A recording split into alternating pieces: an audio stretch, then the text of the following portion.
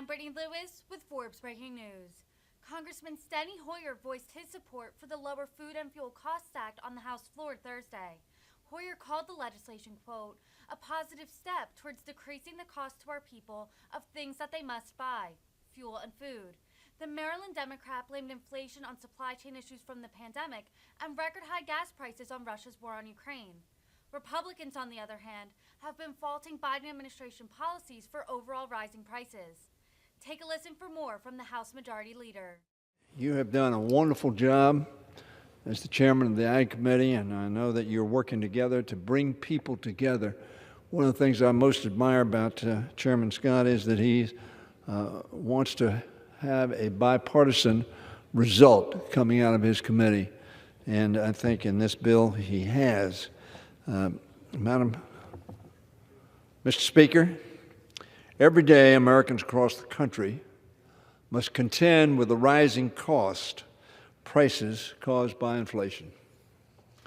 Whenever they pull up to the gas pump, they face the repercussions of Vladimir Putin's criminal invasion of Ukraine, which has made gas prices skyrocket.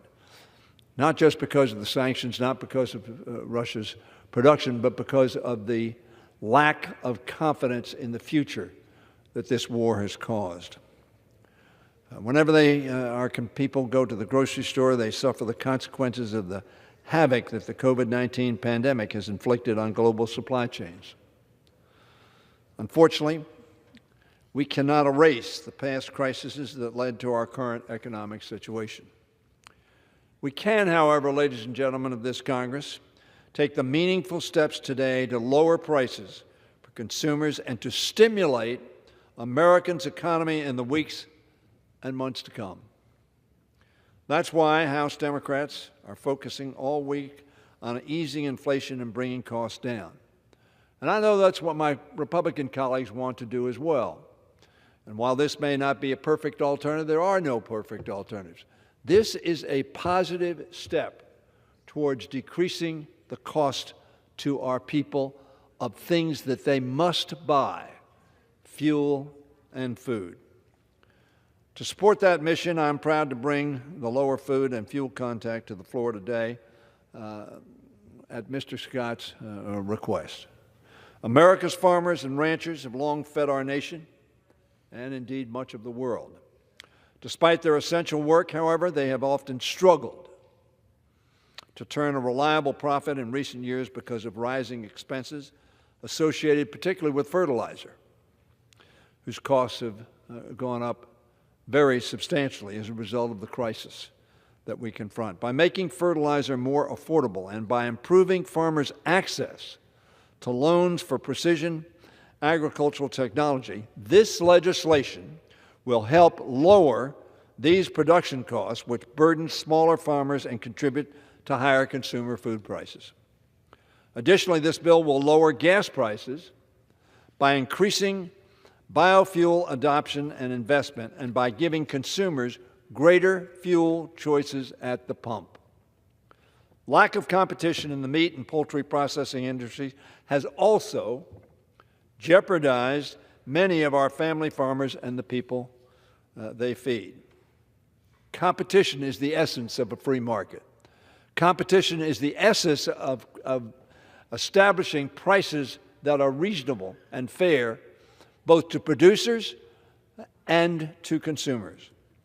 Fortunately, Mr. Speaker, this legislation will help level that playing field for small and independent producers trying to break into the industry, which will both boost our meat processing capacity and stoke healthy competition and innovation, which both sides of the aisle believe is the way we have created this extraordinary economy we know as the American economy. Competition, free markets. Similarly, this bill establishes a dedicated office within the Department of Agriculture to strengthen enforcement of existing antitrust authorities to consult on trade practices, ensuring a fairer, more competitive industry that works better for consumers. We know that if just a few producers have a monopoly, and that's one of the problems with oil prices. We have OPEC nations who have constricted supply when demand was up, and what inevitably happens in a free market, prices rise. So this is about free markets. This is about competition. This is about fair pricing for consumers. These reforms will enable our farmers to produce food more efficiently, driving down costs for Americans at the grocery store. Not only will this legislation help us respond to the ramifications of crises like the pandemic and the war in Ukraine, but they will also make our agricultural sector and our economy more resilient to future shocks.